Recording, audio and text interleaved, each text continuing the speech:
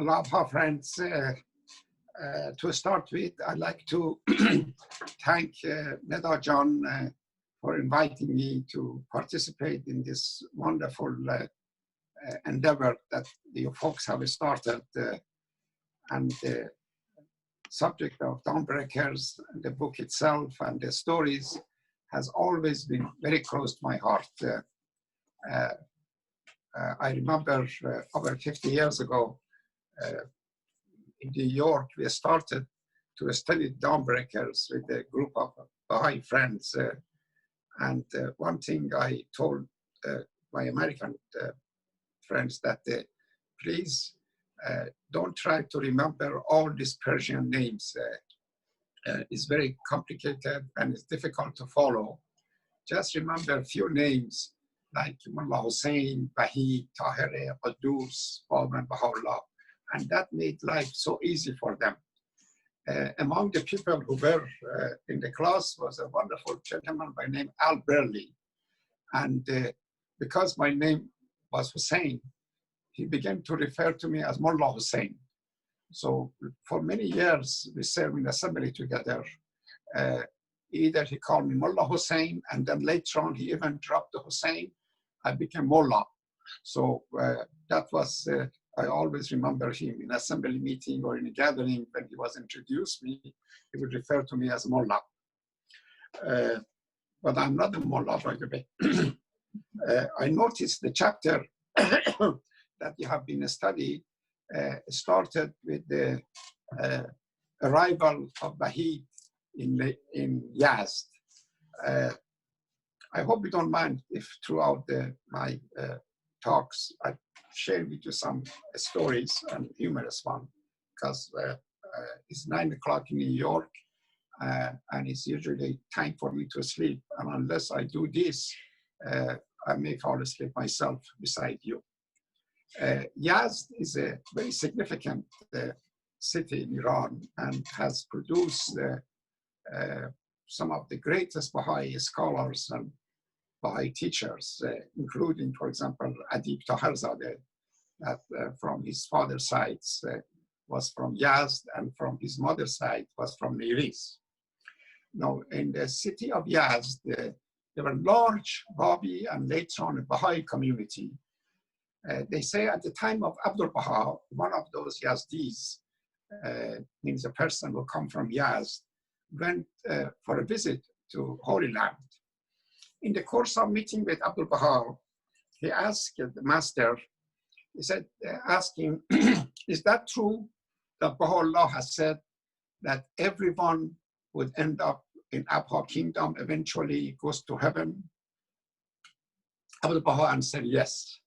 So he said, Nasir ad-Din Shah, the one who killed Bab, he would go to heaven. Abdul Baha said, with the grace of God, yes, he could go to heaven.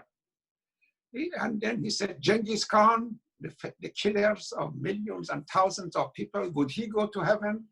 Abdul Baha said, most likely he could go to heaven. Then he mentioned another historical figure that also been quite a terrible person. Would he go to heaven? Again, Abdul Baha said, yes, he would go. So then he said, who goes to hell? The guy asked, Yazdi. Abdul Baha said, the people who ask too many questions. So I just want to, even though later on I'm going to ask you good folks to ask any question you want, but please don't push it and don't ask too many questions because I may not know the answer. I'm sure you have followed the story of Bahid and how he became one of the main disciples of the Bab. He was sent by the king of Persia, Muhammad Shah, who was a Sufi himself, to meet and investigate the cause of the Bab in Shiraz. You do know that he met with Bab 3 times, and by the 3rd session, he began to realize that he is indeed the Qa'im, the promised one. And then the Bab instructed him to travel throughout the country and give the message to whoever that he met. And because he was so prominent figure in the country, any city that he would arrive, he was welcome and he would be given opportunity in the mosque to rise up on the pulpit and give a lecture, including, for example, he went and met his father, who was one of the leading figures in the country at the time, but he never accepted the cause of Baha'i. So in the course of this traveling, around the 1850s, he arrived in Yazd. And I don't want to go over what happened in that city because you have read all about it. We want to move to Neriz. When he realized that his staying in Yazd would cause further bloodshed and more problem for the Babis and others, he decided to leave, and he wanted to go to Neriz. Why he picked up Neriz? First, because he had a wife and he had a family in Neriz, so he wanted to visit them. Also, he'd been very friendly with many of the folks in Neriz. Some of the leading mullahs of Neriz were very close associate and friend of him. So as he was approaching Neriz, a group of leading mullahs of town, a person like Mullah Abdul Hussein, who happened to be one of my ancestors, I could talk with him later on more about him, or Sayyid Ja'far Yazdi, or Mullah Muhammad Taghi, that is the one who received the tablet of patient, Loha Ayyub. They all went and welcomed Wahid outside the city. I think they walked about maybe 5-10 miles on foot, and then welcomed him, and they brought him to the city. When he came in town, without any rest or without any going to his own house, he had a beautiful house there. I remember that house, and I've never been inside, but I saw the outside of it. He went to the main mosque of the town, which is called Masjid al-Jum'ah, one of the oldest mosques in Iran. Originally, this mosque used to be a Zoroastrian temple, but after Islam took over the country, they converted that to a mosque. So Wahid rise up to the top of the pulpit and told the audience, thousands of them, that the promised one has arrived, the Qa'im is here, and these are his teachings. They said the mosque was full of people.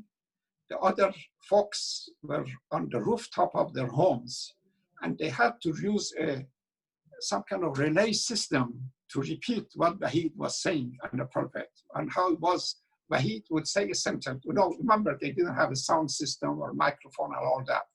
Wahid would make a statement, somebody not far away would repeat what he said, and then somebody else would pick it up and repeat what he said.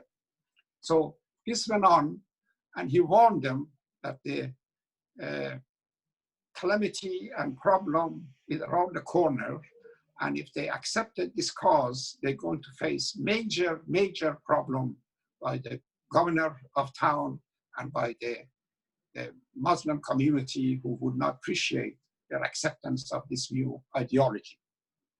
But half the town population accept that. And why that happened?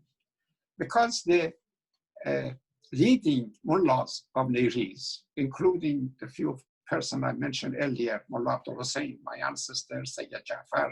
Actually, I don't know if my wife is in the audience. Sayyid Ja'far is one of her ancestors, and then Mullah Muhammad Taghi. These were all mujtahid. I guess some of you know that in Islam, they have two groups. One called mujtahid, means the learned one more or less, and one called muqallid, means the followers. So when mujtahid does something or says something, hundreds of his followers have to do the same. So in Neriz, when let's say these three figures became Babi, the half the population of the city also became Babi. And that's how the whole upheaval and incident started. According to Shoghi Effendi, the upheaval of Neriz in 1850 and the second one in 1853, that is all different stories, it was probably the most serious and most bloodiest of the incident during Bab's period, because thousands of people gave up their life. It's much more significant than Tabarsi and Zanjan and other places. Uh, I wrote series of notes for myself to not to go all over the place. You know, as John mentioned, I have written a book about Neris called Awakening with the help of my colleague, Hilary Chapman. So there's a lot to say about the subject. So I try to narrow it down and just to mention these few facts that come to my mind. There is no such a thing as a Nabil book or Nabil narrative. Nabil was a wonderful person who collected lots of notes and lots of historical facts. And all this stuff was reviewed by Baha'u'llah and Abdul Baha, and he was in Holy Land. And what Shoghi Effendi did, one of the first things he did during his ministry was guardianship, was took all these notes and miscellaneous items, and he made a book out of it called Dawnbreakers. And it's so funny. Then this Dawnbreakers was translated to Persian, and we call it Tarikh Nabil. But there is no such thing as a Nabil history in Persian language. The real translation of Shoghi Effendi's book. And when the book actually was published in America, Shoghi Effendi strongly recommended that American Baha'i, especially the youth, they should study this book to know the heroism of their ancestors and encourage all the summer schools around the country, around the world, to teach them those courses. And what you are doing now is really following the direct instruction of Shoghi Effendi. She also mentioned, Nada John, that I should say some words about my family. Now, as I mentioned, the old man, Mullah Abdul Hussein, my ancestor, who was over 80 years old, went to welcome Wahid to Neris. What he did, he took his grandson, a young boy, 9, 10 years old, by the name Shafi, with him.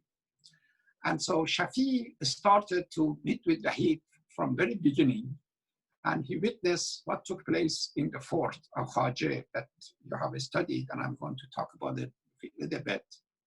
So, and then he participated on the second upheaval, which took place in the mountain in the south of Neris. Later on, when I think he was probably in his 20s, he and a friend of his decided to go to Baghdad and meet with Baha'u'llah. So they had 2 donkeys, and they were riding the donkeys from Neris all the way to Baghdad. At the middle of the way, somebody stole one of the donkeys. So poor people, so they have to take a ride, and they have to share the ride and all that. So eventually they get to Baghdad, and Baha'u'llah heard that somebody had stolen their donkeys and gave them some money to buy another donkey, but they refused. So they saved the money, and when they returned back to Neris, they spent that money to organize gathering and meeting for the Babis and Baha'is at the time. When Shafi was in Baghdad, Baha'u'llah asked him, he said, Janab Shafi, Baha'u'llah always referred to people as Janab. We also know at that point, even himself was known as a Janab Baha. He said, Janab Shafi, do you recall what took place during Wahid's time and afterward? Because after all, he was a kid. And his answer most likely was yes. So Baha'u'llah told him that he should write his diary. He should write whatever he remembered. If you go to your Dawnbreaker book, look at page 674. I have the page number here. Shoghi Effendi and Nabil mentioned that if you want to have further information about what took place in Neris, especially about the second upheaval, please go and read the Shafi's diary. So we are sure that there was such a diary. Nabil has seen it, Baha'u'llah instructed him to write it. But the thing is that the historian, and of course the family, all these years, for the last 150 years, they were anxious to get hold of this diary, and nobody knew what happened to it. By coincidence, one time I was in a conference in Chicago. I got bored with the Persian presentations. It was some repetitions of what I have heard before. So I went to another session that was organized for the English-speaking people. And to the shock of my life, when I walked in the hallway, I saw on the screen, it said, translation of Shafi diary, Shafi of Neri's diary. Oh my God, what a surprise. So somehow I got hold of that diary and I translated myself and with the help of other folks who know English better than me. And we used that book, that the diary of Shafi, to write the book Awakening. So that's really unusual piece. So this Shafi was I think he was a genius. I'm not saying that because he was my great-grandfather. From writing his diary, and then later on as an orphan, because they killed his father and his uncle and his grandfather, all that, he ended up in city of Shiraz. I guess you all know about Shiraz. It's a city that Hafez came from, Saadi came from, and of course, our beloved Bab came from. In that city, there was a leading mullah called Imam Jum'eh of Shiraz, most important figure at the time of Bab. I beg you to read his story and his relation with Bab. I think they are all in Dawnbreaker. He saved the life of Bab on 3 different occasions. When everyone but the governor of Shiraz was after Bab. The mullahs of Shiraz were after Bab. It was this man, very unusual person. Somehow providence, he was there to save the life of Bab. He somehow began to like this young boy Shafi, and he helped him to grow up in Shiraz. And he even made an arrangement for him to marry, I think was his niece or his granddaughter or somebody. It was a wonderful woman by the name, what was her name? Khabar Sultan. Khabar Sultan also is a wonderful figure in that period. Oh, by the way, I should mention here something. Unfortunately, most historians, Baha'i and often non-Baha'is, when they write history, they don't talk about women. It's always about men. Men were brave, men did this, men did that, and all that. So what I try to do in our book Awakening and then our website that I developed, I try to find as much information about what the woman did during Babi's period in Nevis. And I contributed and I wrote something about them. This Khabar Sultan was one of those persons who did so much for the faith. So Shafi, as I said, he was a young boy and he was carried to Shiraz by his mother and by other prisoners while they were carrying the heads of the martyrs. It's such a bloody story. I don't know where to start and where to finish. He was accompanied by his mother. What I did actually, I asked my dear friend Tatiana Jordan to read a passage. This is from the diary and is really a story of Shafi when he was maybe 12, 13 years old, 14 years old, accompanied by his mother while they were prisoner and were carried from Neris to Shiraz. Tatiana, could you read that passage, please? A 14-year-old boy walked behind his mother with his hand tied to her waist. He asked why he was tied to her. She told him that if the soldiers took him and killed him, she wanted to be there so she wouldn't spend the rest of her life wandering and waiting for him. She carried her other, much younger son in her arms. Following the advice her husband had given to her before being killed, she had put on herself plainest clothes in anticipation of being captured by soldiers. On her youngest boy, though, she had accidentally left a hat that with little ornaments on it. A cavalry man rode up, laying down, and snatched it off with such violence that her boy was thrown from her arms. his small body lying on the hard ground some distance from her. She ran to him in a panic and picked him up. He was unconscious, a bald spot where his hair had been torn out by the violent grab. She crowded him in her arms, trying desperately to revive him, kneeling on the ground, enveloping his little body, just like she had at his birth when he stopped breathing.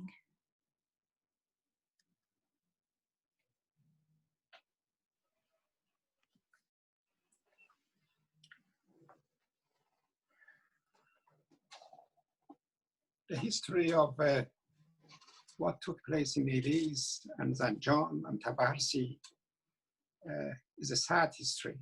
And this is just one instance of what happened to a young boy and his mother and his younger brother. But what happened to this boy, actually, as I mentioned, he ended up in Shiraz. The Imam Jum'eh took care of him, educated him, arranged a marriage for him. And then he returned to Eliz and he became a leading figure. And I don't want to keep mentioning my book, Awakening. Actually, you don't have to buy it. If you send your email address to Neda or to me, I'd be more than glad to share with you the PDF of the book. So you don't have to spend $10, $15 to buy the book. But if you do it, you make the Baha'i Publishing Trust happy, since they published the book. The story of Shafi and what happened in Eliz and what happened in the second upheaval is quite interesting to read about. So, but going back to Wahid and arrival in Eliz and the mosque, the governor of Eliz, and you have read this in the chapter, gave the Wahid warning and he asked him to leave town. Of course, Wahid said, I have a home here, I have family here, and it's not becoming to ask a guest to leave. And the governor organized a large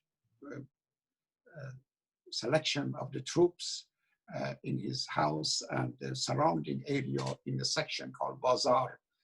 Most of the Babis, the Eliz has two sections called Mahalle and they call Bazaar. Bazaar is the more of the business area, commercial area, and Mahalle is more of the residential area. Like you have Manhattan and you have Queens. That's the analogy, those who know New York area. So governor was in the bazaar or commercial area. So they began to attack the Mahalle area, which was mostly by now they became Babi. And it was in that incident that when Mullah Abdul Hussein was on the roof of his house, he was shot in the leg and began to bleed profusely. And then Wahid sent a message to him and referred to him as the first martyr of Eliz, even though he didn't die in that occasion, but he referred to him as a martyr of Eliz. So when Wahid realized that his life and the life of his follower is in immediate danger, he asked, I think either 20 or 72 of his followers to go and start to strengthen a fort that was outside the city called Fort Haja. It was for the 4 weeks, the Babis in that fort, they put a valiant battle against over 5,000 of troops that governor has put together. There was a massive number of battle took place. And I think that most of these Babis who were fighting, they were farmers, they were shopkeepers, they were average folks. But this amazing that what the belief in Bab and the new dispensation and the coming of Qa'im gave them so much strength that they could withstand the attack of 5,000 troops.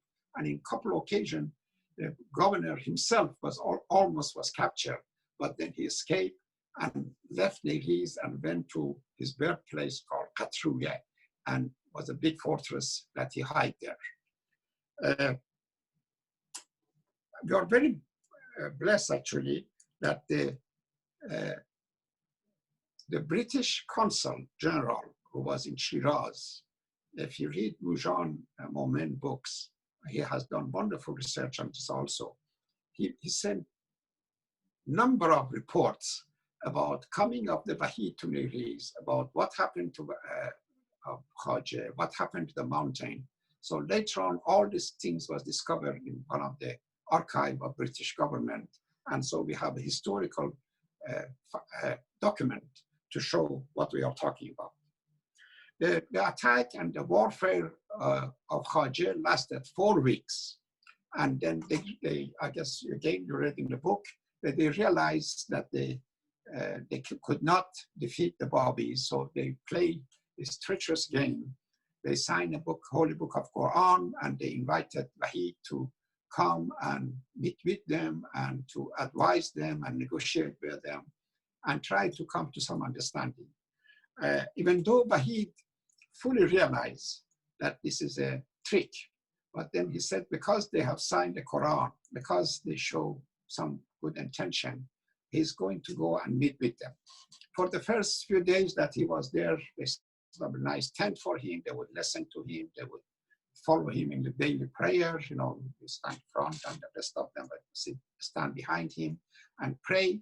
But then I think on the 4th and the 5th day, they begin to show their true intention. But also remember that they have signed a document, Quran, the governor and some other people, that they would not harm him. So this is important. They wanted to honor that. They also, what they did, they asked Wahid, could you please write a note to your follower in Fort and ask them to leave, know that we understand each other and we want to have peace. Wahid wrote that note, but he also wrote a note that don't pay attention to my first advice. This is a trick. And he gave it to the messenger, who happened to be a Babi, Sheikh Abid was his name. And this idiot, instead of taking the message to the fort, he went to the governor and shared the second message also with him. Of course, they threw the message out. The first message that please give up your arm and come out was given to the follower. Hundreds of them came out and they were all put to death and massacred. What they were doing at that time, and I think I heard that this was tradition among some savages in the old days, where they would cut the head of these poor Babis and they would skin it and they fill it up with hay, and then they would carry those on the top of the lace all the way to Shiraz. Hundreds of martyrs and hundreds of Babis were put to death, and the woman was taken as a prisoner, and some were put to death right on the spot. There is a place right next to the fort, I remember. No, all this thing is so close to my heart because I grew up around that area. I've been in that fort, I walk around it. I remember I was so proud of myself. You know, there was no car or thing like this, so I had this cute donkey, and I would get on the donkey and I would go for a ride to the fort area, and I could hear the sound of the battle and the advice of the Wahid and sacrifice of the Babis. There's a beautiful tree actually has been planted by Wahid in that special spot. No, it's a huge tree, and they say that this is a holy tree. So whoever wish something, wanted to something, they go and write a note or something and they stick it in different parts of the tree. And I remember the advice was to the young woman, if you're looking for a Prince Charming or somebody to marry, you better leave a note there and you would find your good husband. Of course, it's a story. As I guess, again, you read that what they did to Wahid was awful. Those who signed this document and signed the Quran, they could not commit and kill him. But then there were a few others, they volunteered, they said they never signed any such a paper. And they were the one who took his turban, put it around his neck, tied him to a horse and carried his body throughout the city. And eventually he died, and they cut his head and they through the body and had different places. And there was this wonderful woman, Bibi Khanum, who at the nighttime sent his servants and they collect the body and they collect the head, and it was buried in a place which I'm not going to tell you because we don't want the people to know where it is, because they may destroy it. But we know I know where it is. How much more time we have? You have time, Doctor. Little John, You have time. let me tell you a story, and then if there is any question, I would love to hear some question. Remember I mentioned something about Yazdis and how wonderful these people are. So there was another Yazdi, story time. Another Yazdi who went and visited Abdul Baha again. You have to remember, Abdul Baha had a great sense of humor, and besides lots of other attributes. As a matter of fact, I'm not bragging, I wrote the article about the Abdul Baha's sense of humor that was published in the BahaiTeaching.org. So if you read that, you begin to realize that how wonderful and sense of humor Abdul Baha had. So this Yazdi approached Abdul Baha in his visit to Holy Land. And he's asked Abdul Baha, what did he ask Abdul Baha? I forgot. He said he didn't want to become a martyr. Oh, he told Abdul Baha, he said, beloved master, I'm willing to do anything for the faith, but I don't want to become a martyr. You know, there were so many martyrs in Yazd and other places. Abdul Baha smiled and said, we promise you, you will not be a martyr. So he was very happy. He returned back to Yazd. A year or two later, as he's walking in the market, suddenly somebody recognized him as being a Babi, Baha'i. And that what they used to do, as soon as this happened, somebody said, oh, Babi, Babi, Babi, Babi. And then the mob start to chase the poor person. Eventually they catch up with him and they usually kill them. So this man was running and running and the mob were following him. He left the city limit outside the town. As he was running and trying to escape, he turned to Abdul Baha. He said, Abdul Baha, you promised that I would never be a martyr. What's happening? So at that very moment, there was a ditch or a well, and he fell in it. And then, of course, the mob didn't see that. They just jump over and they keep running. So he realized he's safe. So he turned up to the sky and said, good thing I remind you. So this was another Yazdis. I have lots of other stories, but I'm going to stop here and see if there is any question. You remember Abdul Baha, he did not want to I have all unmuted, so if you do have a question for our lovely Dr. Ahdieh, please go ahead and raise your hand feature or send me a chat and let me know. For certain communities to be helping. All that and more tonight. Does anybody have a question? I can start with a question. So in the Dawnbreakers, on page 483, there's a section that mentions, it said Mirza Ahmad, the uncle of Ali Sardar. And I do recall when I was reading that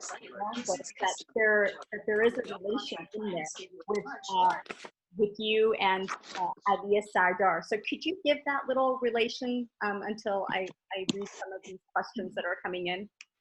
Of course. I think I did mention that 3 years after the first upheaval in Niris, which took place in 1850, and Bahid was the main figure in that occasion, there was another troublesome thing started. And this time, large number of Babis, again, they were subject of attack by the same governor. This time, hundreds of them, instead of going to a fork, they began to go toward the mountain. And they, many of them took their family, their children, and all that. And the story of that adventurous time in the mountain is quite interesting also. There were 200 weddings took place on that was mountain area during the battles, because I guess they all realized poor people, they're going to die, may as well marry and have a good time. So that's what happened. And then the role of the woman and what they did is they set up 19 small fortresses around the mountain to protect themselves. And one of these fortresses was run by a 18 woman, and the head of this fortress, little fortress, was Madar Sami was her name. It is quite a colorful woman that you can read about it in the book Awakening. So Mirza Ali Sardar was the leader of the second upheaval. And he was the one who led these hundreds and thousands of the Babis to the mountain, trying to rescue and save them. And of course, eventually he was killed. And just for the, again, historical fact, it happened that he is the uncle of my great-grandmother. And he's very loved by the family. And there is actually a family through his sister in America called Sardaris, who are in Oregon and in Nashville, Tennessee. So if you ever met them, they have lots of stories to tell you about Sardar. That's a whole new story that I would love to talk to you about in some other. Okay, and we have a lot of questions. So the next person who's going to ask you a question is Sudipta and Ben Young. Yes, I'm wondering about the fort near Nariz, and how is it that there were just abandoned forts around Iran? Was it unique, or was this common? How was it there? I think this was even true when I look at some of these old movies that shows European town in 8th, 11th, 12th, 13th century. The life in the town those days was always around the fort. Otherwise, they have to protect themselves from the element. And I have a feeling that this particular fort originally was the place that the inhabitants of Nariz used to live, maybe very a small number of them. And then later on, of course, when the population grew, they moved outside the fort. So this fort was always been there and has a squarish looking. And on each corner, there is a lookout place. And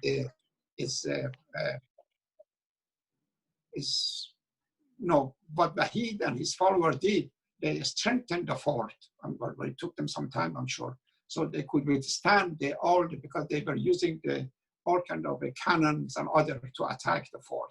And in one occasion, actually, it's interesting. The government and the soldiers, they cut the water supply to the fort. And so Wahid was running out of water and his followers. So they said in one occasion, he went and pointed on the spot in the fort with his sword or his whatever thing. And they said, dig here. And they did that. And suddenly there was a flow of the water, so they could survive and have water in the fort. And I have seen this kind of fort all over Iran. They had plenty in Yazd. They had most of all cities, they have this kind of fort situation. Okay, so we have another question. There's actually two parts to this question. We're gonna have Tezar Kaymani ask the question. Tezar, could you please ask your question, unless you want me to? Yeah, sure. Just for artistic purposes, I was wondering if there's any pictures of the fort or the tree that Wahid had planted that you mentioned, of what they might look like now or in recent times. Yes, actually, I'm glad you asked that question. I asked a dear friend in Shiraz Tatiana is here and showing.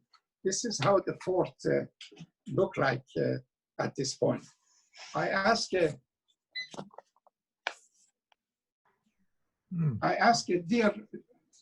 dear friend, actually my brother-in-law, Tahir's brother.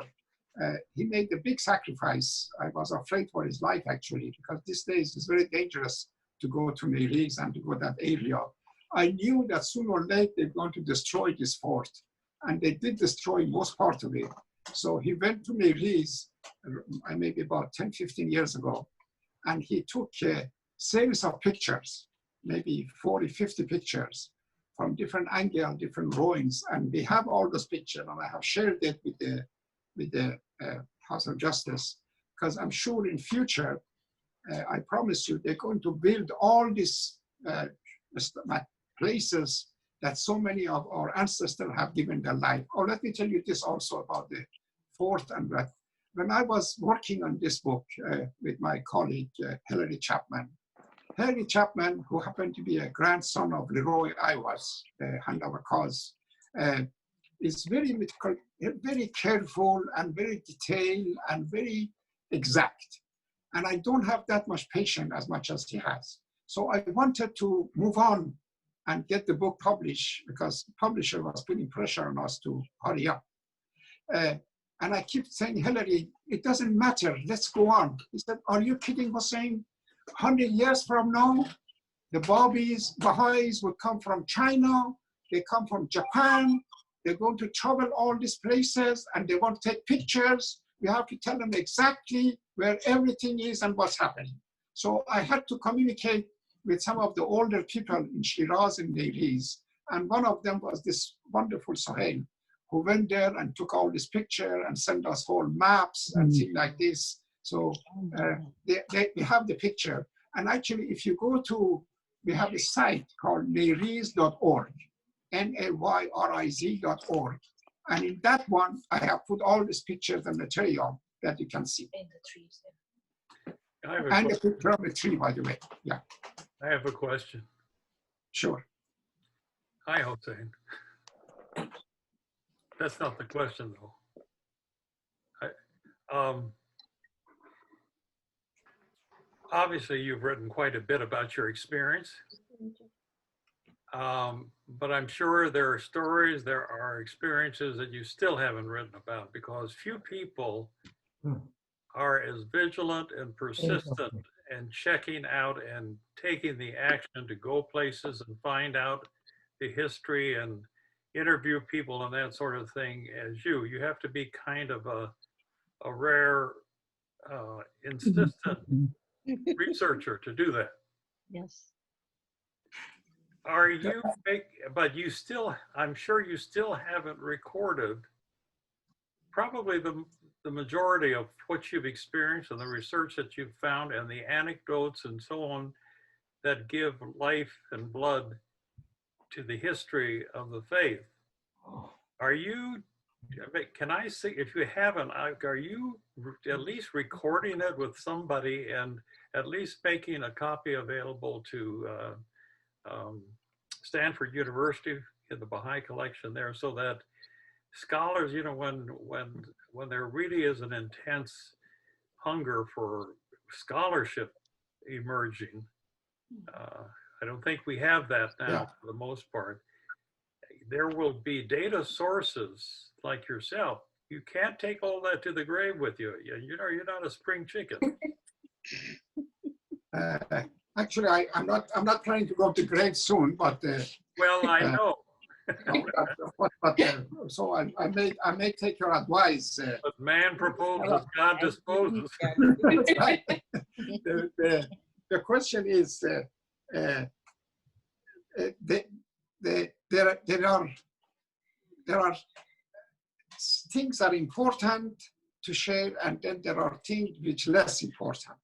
If you have to know, I had a collection of information almost from 70, 80, 90 families who were direct descendants of those martyrs, and they send me their, in writing, the story of their family. Now, of course, I made a reference to them and their ancestors, but there was no way that I could go in detail and write down the whole story. I give an instance. Somebody sent me a wonderful record of his family, and he said his great-great-grandfather was an old man. After the Wahid and Khaja incident, the word went out that whoever bring a Babi alive, he would give him 100 tumans, which probably means maybe $5,000. And whoever bring the head of the Babi, we would give them 50 tumans, which means $2,000. So they said that this old man, old Babis, was sitting on a corner. He has escaped the fortress of Neiris. And then this soldier, this government soldier, passed by, and he was sitting next to him. And the soldier began to complain, and he said, I'm going home, and I have not been able to capture any Babi, and I have not cut any Babi's head, So I'm going home broke with empty hand. And he said that this old man, this is unbelievable, offer, he said, why don't you cut my head and go and take the head and collect the money. I'm an old man, I'm going to die soon anyway. So I did make a reference, for example, this family and the incident. So there are lots of things, of course, one could say, and I think your suggestion is good that perhaps I could make some audio presentation that could be shared with some archive. But some of the stuff, I'd rather not even share it because it shows also certain activities that even Bobby's committed that were not necessarily very kosher. So that's the truth has to be recorded. It may not be wise to spread it to everybody, but for the core of the integrity of the Baha'i faith and movement, it needs to be recorded, or at least a version, and then future scholars can sort all that out. That's very true. Actually, Shoghi Effendi has made a reference in one of his letters. When he finished writing The God Passes By and Dawnbreaker, he mentioned what I have done is to my, he was an extremely humble man, Shoghi Effendi, amazing. God Passes By is a masterwork. He said, this is my humble contribution to the history. And he said, I'm sure in future, the other historian would do a much better job and would come up with some new material and things like this. So that's all we have to hope for. But it's wonderful to also, as you mentioned, to save as much material as possible. I agree. Thank you. Thank you for asking questions. All right, we have two more. So one, I'm gonna let Dr. Dalton Garris ask this question. Go ahead, Dr. Dalton. Hi, I wanted to know if you knew exactly where the Tablet of Patience was revealed. Was it revealed in the Najibiyya garden, or before or after, or exactly when? Do you know? The Tablet of Ayub, or Tablet of Job, was revealed in the very first day of Rizwan, in the Rizwan garden, as you mentioned.